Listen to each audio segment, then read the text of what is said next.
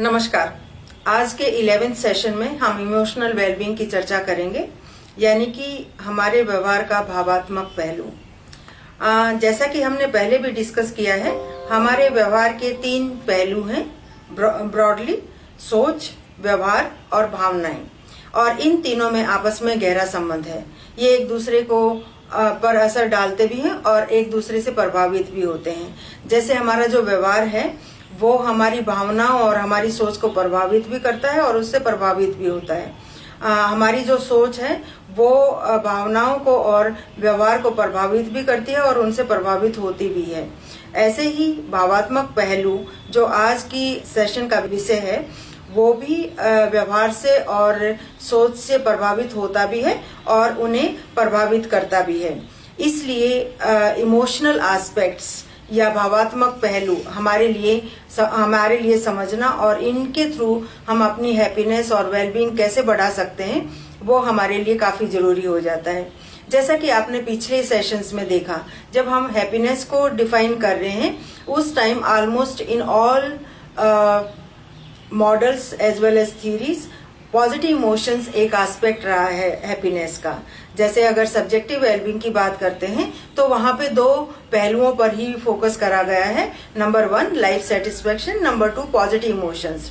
तो life satisfaction जो है वो हमारे कॉग्निटिव एस्पेक्ट को प्रभावित करती है और प्रभावित होती है, और पॉजिटिव इमोशंस जो है हमारे भावात्मक पहलू पर ध्यान रखते हैं। तो हमारे खुश रहने के लिए पॉजिटिव इमोशंस होना बहुत जरूरी है, इसलिए ये विषय हमारे लिए मायने रखता है।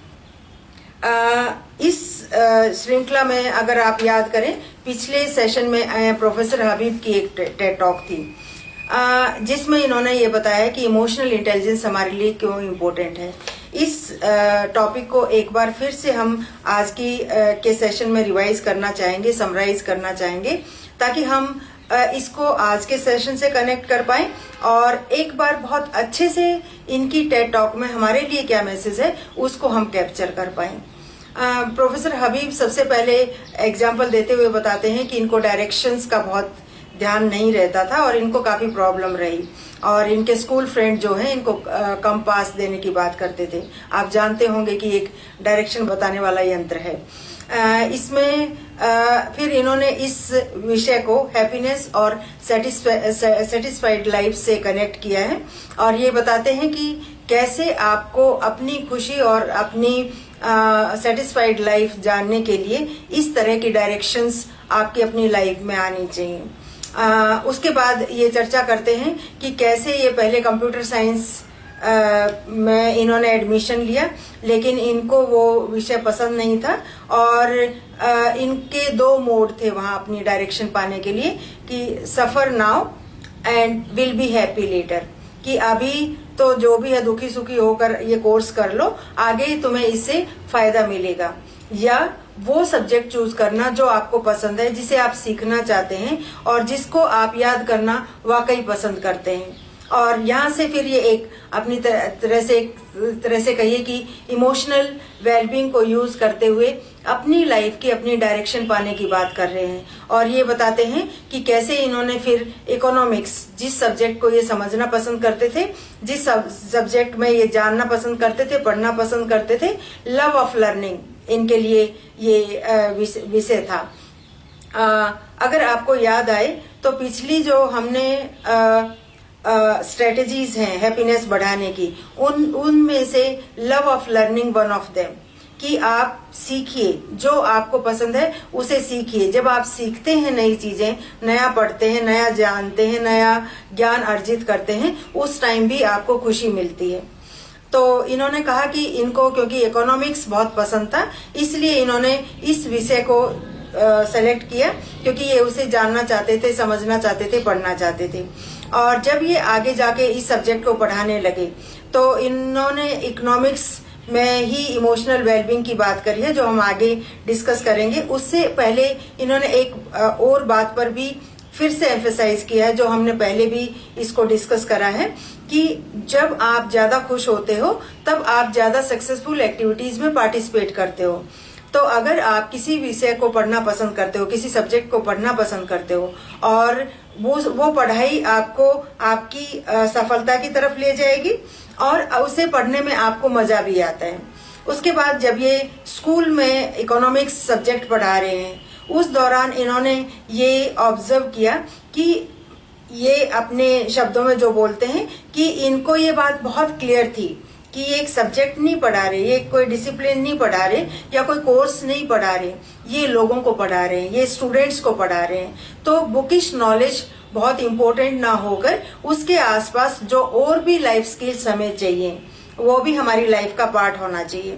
और ये इसी बात में इसी चर्चा को आगे बढ़ाते हुए कहते हैं कि लाइफ स्किल्स जो इनके लिए फायदेमंद रही, उन लाइफ स्किल्स को ये अपने स्टूडेंट्स के साथ भी शेयर करते हैं और ये जानते हैं कि emotional wellbeing, emotional and social wellbeing students को जानना समझना कि कैसे ये बढ़ सकती है, ये मायने रखती है।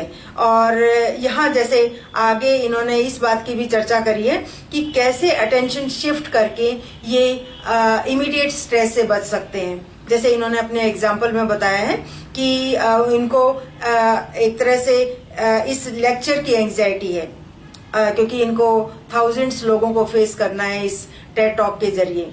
तो ये बताते हैं कि कैसे इन्होंने अपना लेक्चर से अटेंशन शिफ्ट करके अपने बच्चों पर लगाया जो उनको एक हैप्पी फीलिंग दे रहे हैं।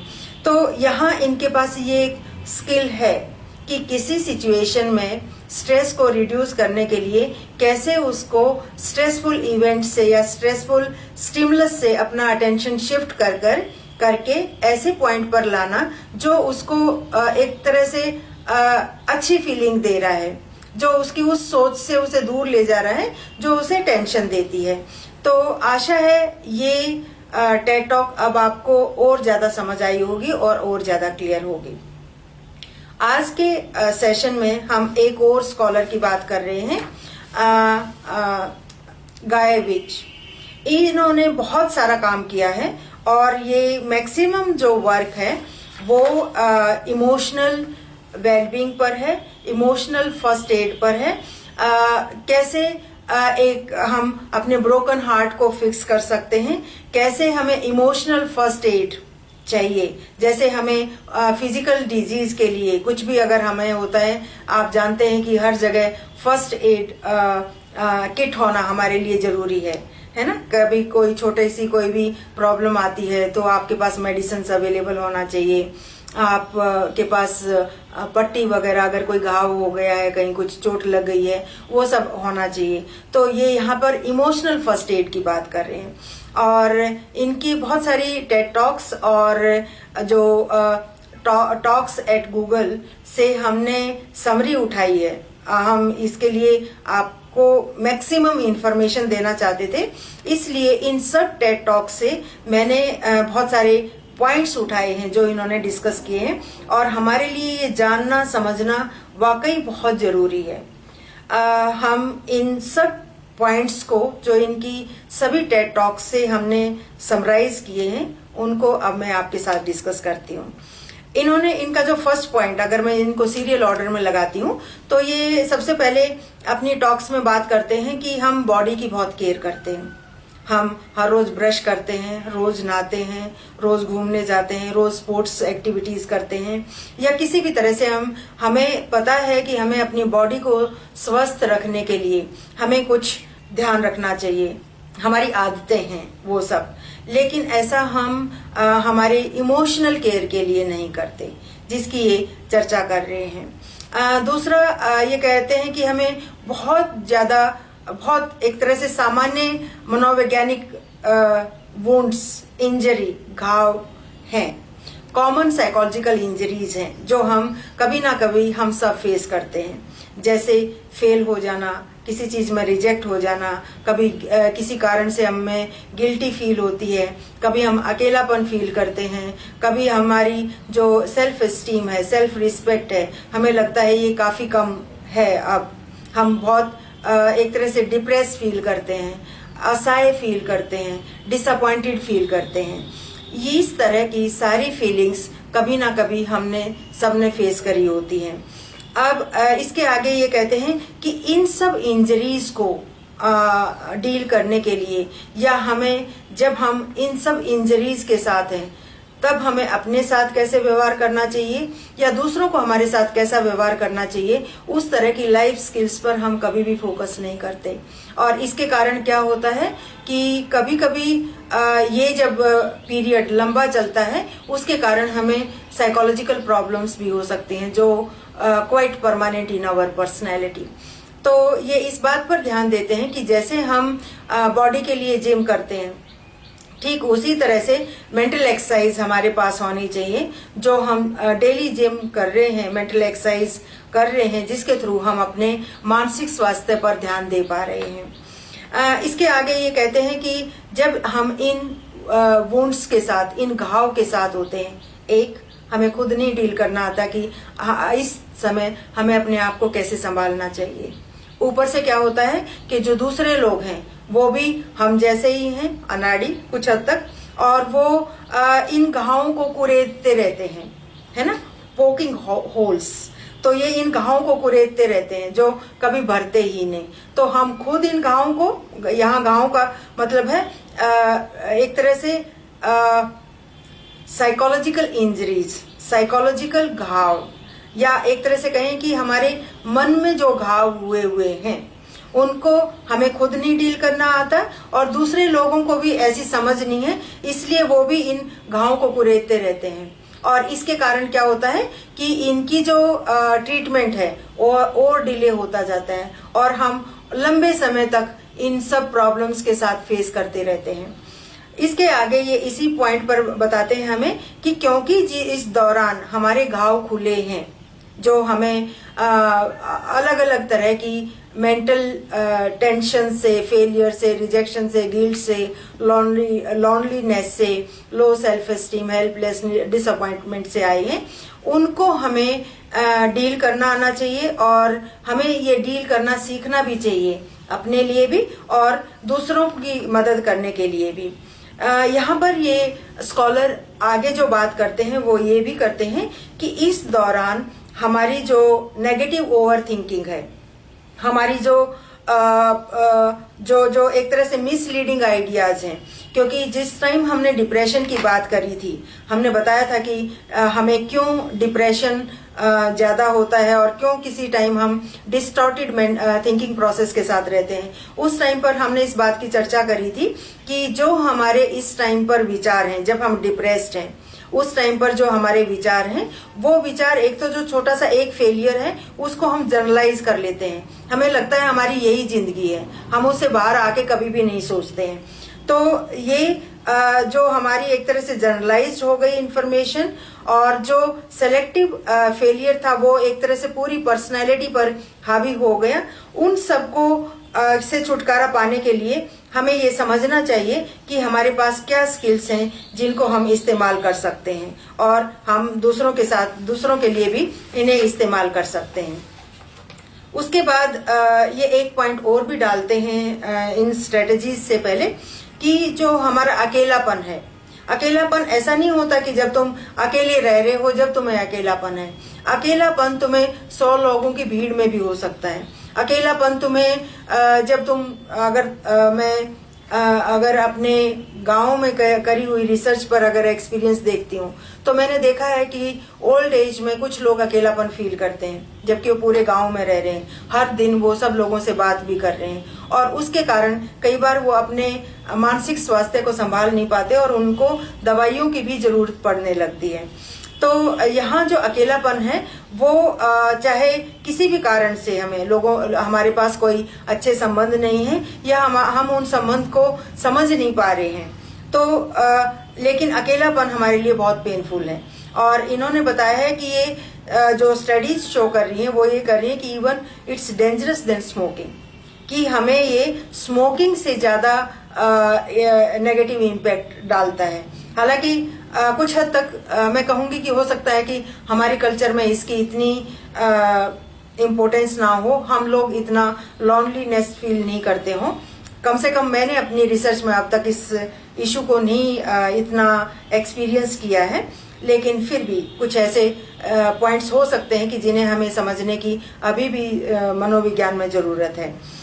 ये कहते हैं कि जो ये लॉनलीनेस है ये बहुत पेनफुल है, ये बहुत इमोशनल पेन देता है हमें। और इन्होंने अपने एग्जाम्पल्स भी दिए हैं अपनी लाइफ के कि कैसे ये अपने जुड़वा ब्रदर से नहीं मिल पाए और उसके कारण वो अपनी लाइफ में खुश था, लेकिन ये बहुत परेशान थे कि उनको लॉनलीनेस और पेनफुल था इनका जो लॉनलीनेस पीरियड था, और उसके कारण इनको एक तरह से इमोशनली इंजर्ड फील किया इन्होंने, जिसकी ये अपने वीडियोस में कई बार चर्चा करते हैं। दूसरी रिसर्च भी ये बताती है कि जो अगर हम लॉनलीनेस, अकेलापन अपनी लाइफ में एक्सपीरियंस कर रहे हैं, ये बहुत पेनफुल है। इसका एक कारण ये भी है कि न्यूरो साइंटिस्ट कहते हैं कि अकेलापन हमारे ब्रेन के उन एरियाज को स्टिमुलेट करता है जो पेन को स्टिमुलेट करते हैं। तो ये पेनफुल एक्सपीरियंस है हमारी लाइफ में, इसलिए हमें ये जानना चाहिए। और अदरवाइज भी अगर आपको ध्यान हो, हर जगह social support, positive interpersonal relations की बात हो रही है। तो इसका अगेन ये पॉइंट नहीं है कि तुम्हारे बहुत सारे दोस्त होने चाहिए, लेकिन जो जितने दोस्त होने चाहिए वो सचमुच आपको दोस्ती की फीलिंग दें। जो रिलेशन आपकी लाइफ में है वो सचमुच रिलेशन आपकी लाइफ में अपनेपन की फीलिंग दें। उसमें ऐसा नहीं है कि उन रिलेशंस में भी आप इन्वॉल्व हैं और हर रोज वही रिलेशंस आपको तोड़ रहे हैं। उसके बाद ये जो 2 स्ट्रेटजीज इन्होंने बहुत एक तरह से हमारे लिए समझ देती हैं कि कैसे हमें इस इमोशनल फर्स्ट एड का इस्तेमाल करना चाहिए। इन्होंने कहा है कि हमें ये समझना चाहिए कि इस टाइम हम ज्यादा वल्नरेबल हैं, इस टाइम हमें ज्यादा प्रॉब्लम आई हुई है क्योंकि हमने कोई नेगेटिव इवेंट अपनी लाइफ का फेस किया है। इसलिए हमें हमारे पास वो टेक्निक्स होनी चाहिए जिससे हम इमोशनल ब्लीडिंग रोक पाएं, जिससे हम जो साइकोलॉजिकल इंजरी है उसको हम और बद से बदतर ना बनाएं। और हमें समझ आनी चाहिए कि कैसे हमें इस लाइन में जो हमारे नेगेटिव थॉट्स चलते जा रहे हैं, इन थॉट्स को हमें ब्रेक करना है। उसकी बहुत सारी टेक्निक्स हैं जो पिछली बार भी हमने उस दौरान भी डिस्कस करी थी। जैसे आप जानबूझकर उस थिंकिंग प्रोसेस को आपको तोड़ना है। सो सबसे पहले यही समझ आना कि जो विचार अब मेरे दिमाग में चले जा रहे हैं, चाहे वो एक्सट्रीम केसेस में जो सुसाइडल टेंडेंसीज हैं, जो आत्महत्या करने की टेंडेंसीज इन लोगों में होती हैं, उन सबको भी, इवन उस एक्सट्रीम लेवल पे भी हर किसी को ये समझ आना चाहिए कि ये एक इस दौरान मेरी नेगेटिव थॉट्स की चेन बनने लगी है। अगर मैं इस चेन को अपना जानबूझकर तोड़ूंगा नहीं तो ये बढ़ती जाएगी और इसका बहुत नुकसान मुझे हो सकता है। तो इसलिए आपको उस दौरान कैसे भी उस चेन को तोड़ना चाहिए। आप खेलने जा सकते हैं, आप फ्रेंड से बात कर सकते हैं, आप कोई अच्छा खुशनुमा पिक्चर देखना, गाने सुनना या इवन प्रकृति में जाना, ये सब चीजें भी, क्योंकि लेटेस्ट रिसर्च इस बात पर भी बहुत फोकस कर रही है कि अगर हम सारा टाइम टेक्नोलॉजी के साथ हैं तो हम बहुत खुश नहीं रहेंगे जब तक कि हम अपनी लाइफ को बैलेंस करके प्रकृति के साथ ना रहें। हालांकि इस टाइम पर ये बड़ा टेक्निकल पॉइंट हो जाएगा, लेकिन हमने एक रिसर्च करी है जिसमें हम नेगेटिव आयंस और पॉजिटिव आयंस की बात करते हैं और हम कहते हैं कि नेगेटिव आयंस जो हमारी सेहत के लिए, हमारी मेंटल हेल्थ के लिए बहुत फायदेमंद रहते हैं, वो पानी के आसपास और नेचर में बहुत ज्यादा मात्रा में पाए जाते हैं। तो इसलिए हमें इस दौरान जो यहाँ पर हमारे लिए जरूरी है वो उस नेगेटिव सीरीज के जो थॉट्स हैं उनको तोड़ना, वो हमारे लिए सबसे जरूरी है। और स्टडीज कहती हैं कि अगर आप 2 मिनट भी उनको तोड़ पाते हैं तो वो जो श्रृंखला है वो टूट जाती है और आपको इसका बहुत बहुत बहुत फायदा मिलता है। इनसे हमें जो मैसेज मिल रहा है वो ये कि हमारे जो टॉर्चरिंग थॉट्स हैं, जो थॉट्स हमें टॉर्चर कर रहे हैं, उन थॉट्स की श्रृंखला को हमें तोड़ना सीखना चाहिए।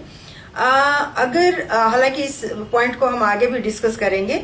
एक्चुअली कई बार क्या होता है कि हम एक बार हमने उन थॉट्स को छोड़ दिया तो हमें लगता है कि ये थॉट्स अब हमारे पास नहीं आएंगे, लेकिन अगर हम उन नेगेटिव थॉट्स को, घटनाओं को, उन इंजरी वाली साइकोलॉजिकल फीलिंग्स को अपनी कॉन्शियस लेवल पर लाकर रिजॉल्व नहीं करते तो वो आपके माइंड में कॉन्शियसली और अनकॉन्शियसली आते ही रहते हैं। जैसे अगर हम कोई व्हाट्सएप मैसेज को नहीं चेक करते तो बार बार रिमाइंडर हमारे फोन पर दिखता है कि ये मैसेज हमने रीड नहीं किया है।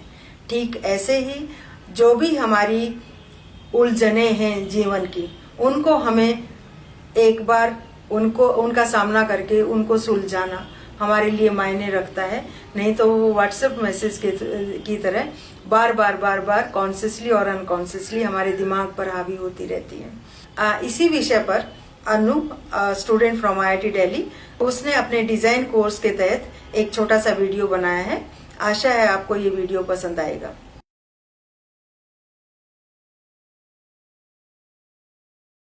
जैसा कि डॉक्टर गायविच ने अपने टेड टॉक में कहा है, हम अपनी सेहत का बहुत ध्यान देते हैं, जैसे ब्रश करना, जिम जाना, पर क्या हमने कभी सोचा है कि हमारे शरीर के अलावा हमारा मनोवैज्ञानिक स्वास्थ्य भी है? क्या हमने अपने मनोवैज्ञानिक स्वास्थ्य के बारे में कभी सोचा या इसके लिए कुछ किया? हम योग साधना करके अपने मस्तिष्क को आराम दे सकते हैं। हम जितना शारीरिक कष्ट उठाते हैं उससे कहीं ज्यादा हम मानसिक कष्ट उठाते हैं। असफलता, अकेलापन, पारस्परिक, सामाजिक एवं व्यक्तिगत संबंध। अकेलापन हमें एक बहुत ही गहरा चोट देता है। यह हमें असहाय और निराशामयी बना देता है। हमारे अंदर एक डर समा जाता है कि कोई हमें ठुकरा ना दे। बिना सोचे समझे जीवन जीना बिना गियर के कार जैसा है जो हमें किसी भी दिशा में ले जा सकता है। असफलता हमारे अंदर कई प्रकार के डर को जन्म देता है।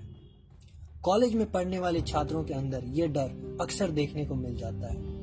वो अपनी असफलता के साथ जीने लगते हैं। उन्हें लगता है कि वो कोई भी काम करेंगे तो उन्हें असफलता ही मिलेगी। जब एक बछड़े का जन्म होता है तो वो खड़ा भी नहीं हो पाता, पर अपने प्रयासों से वो सफलता को हासिल कर लेता है।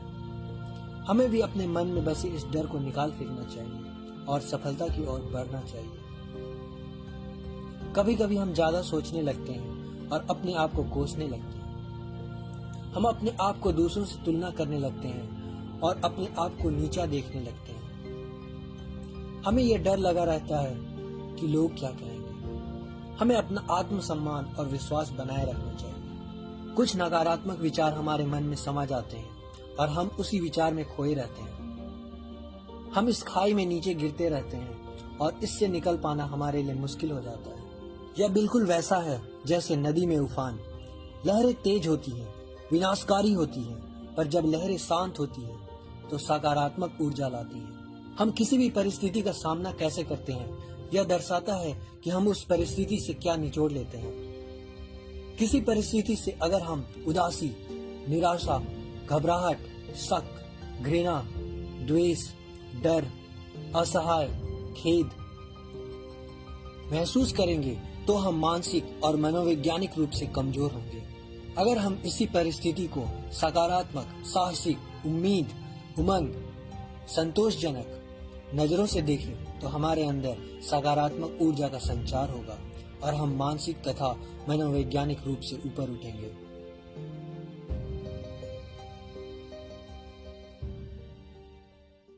आशा है आपको ये वीडियो पसंद आया होगा। अगला video from Himesh, a motivational speaker, जो हमें ऐसा ही मैसेज बोलचाल की भाषा में और इफेक्टिवली प्रेजेंट कर रहे हैं। आशा है ये वीडियो आपको पसंद आएगा। हम सबके आसपास ऐसे बहुत से लोग, माहौल या चीजें होती हैं जो हमें नेगेटिव करती रहती हैं। कभी कोई अपने दोस्त हो सकते हैं, रिश्तेदार हो सकते हैं, न्यूज चैनल्स, मीडिया, या फिर कभी हम खुद। कुछ नहीं रखा यार, जिंदगी झंड है। और हम सब ये जानते हैं ना कि अगर हमें ज्यादा खुश रहना है, अपनी लाइफ, अपने करियर, अपने रिलेशंस को और अच्छा बनाना है, बेटर बनाना है, तो नेगेटिविटी से जितना बच जाएं उतना अच्छा है। मतलब जब नेगेटिविटी नहीं होगी तभी लाइफ सही होगी। तो इस वीडियो में मैं आपके साथ कुछ आइडियाज डिस्कस करने जा रहा हूं कि नेगेटिविटी से कैसे बचा जाए और अपनी लाइफ को कैसे और पॉजिटिव बनाया जाए। पहले आप इन 5 आइडियाज को सुन ले, फिर लास्ट में ये डिसाइड करना कि कौन कौन से टिप आपकी लाइफ से डायरेक्टली रिलेटेड है और आपको बेनिफिट देगी। First tip, mind your company. कुछ लोग ना घने बादलों की तरह होते हैं जिनके जाने से रोशनी आ जाती है। यार रोशनी, उससे तो मेरा लास्ट वीक ब्रेकअप हो गया। अबे उदास सिंह, रोना बंद कर, इसको छोड़ो, हम अपनी बात करते हैं। हमारी थिंकिंग ना ऐसे 5 लोगों की थिंकिंग की एवरेज होती है जिनके साथ हम सबसे ज्यादा टाइम बिताते हैं।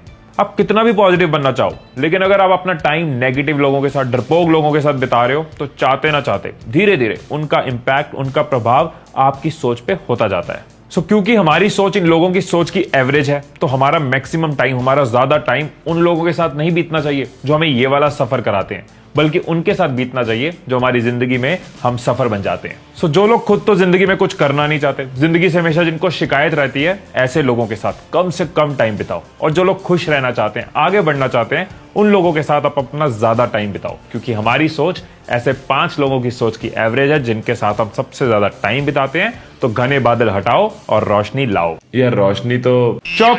Second tip, don't be a घंटा।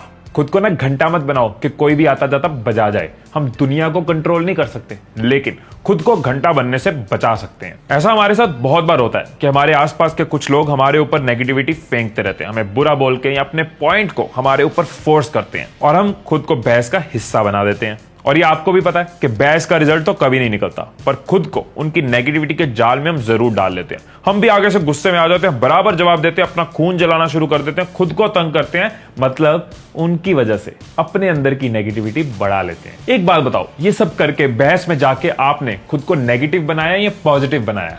एक्चुअली मैं खुद को घंटा बनाया।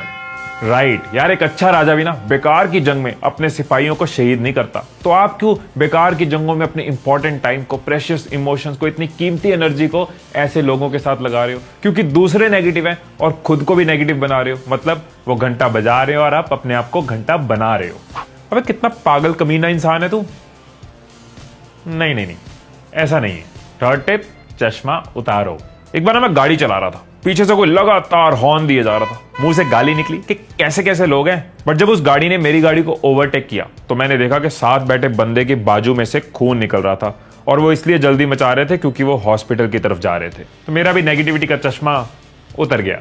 दोस्तों, बहुत बार ऐसी कई चीजें हमें पता भी नहीं चलती और हम लोगों को नेगेटिव समझ लेते हैं। इस पॉइंट पे मैं जो कहना चाह रहा हूं वो यही है कि कई बार जिस नेगेटिव इंसान से हमें बचना है, हो सकता है वो हमारे अंदर हो। जिस नेगेटिविटी से हमें बचना है, हो सकता है वो हमारी आंखों पे हो, हमारे नजरिए में हो। हर किसी के हालात, पास्ट, दर्द, सिचुएशंस, रीजंस हमें नहीं पता। तो कभी कभी नेगेटिविटी का चश्मा उतार के अगर हम लोगों की तरफ अपना नजरिया बदल के देखें, तो हो सकता है हम उनको बेटर तरीके से समझ पाएं, उनकी चीजों को, उनके एक्शंस को और अच्छे से समझ पाएं। सो अगर नेगेटिविटी से बचना चाहते हो ना, तो अपने अंदर के नेगेटिव भूत को भी संवारना होगा, अपने नजरिए को सुधारना होगा, नेगेटिविटी वाला चश्मा उतारना होगा। Fourth tip, save your attitude. हम जहर को खाने के सामान से दूर रखते हैं, उसको खाते नहीं है क्योंकि हमें हमारी जिंदगी प्यारी है।